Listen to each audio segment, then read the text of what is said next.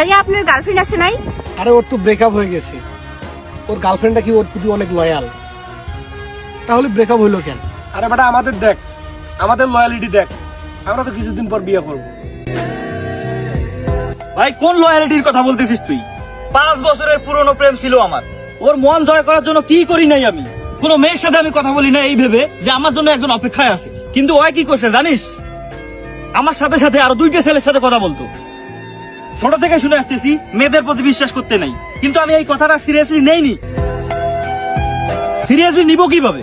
কেউ যদি এসে তোমাকে বলে আমি আমার মায়ের কসম করে বলতেছি, আমার বাবার কসম করে বলতেছি আমি তোমার প্রতি 100% লয়াল, এখানে অবিশ্বাস করবা কিভাবে?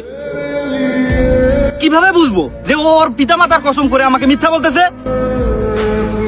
মানুষ যত খারাপ হোক না কেন, কেউ তো নিজের বাপ মায়ের কসম করে কখনো মিথ্যা কথা বলবে না, তাই আমিও বিশ্বাস করছিলাম। কোন লয়ালিটির কথা বলতেছো তোমরা দুইজন? এই দুনিয়াতে লয়ালিটি শব্দটারও কোনো লয়ালিটি নাই।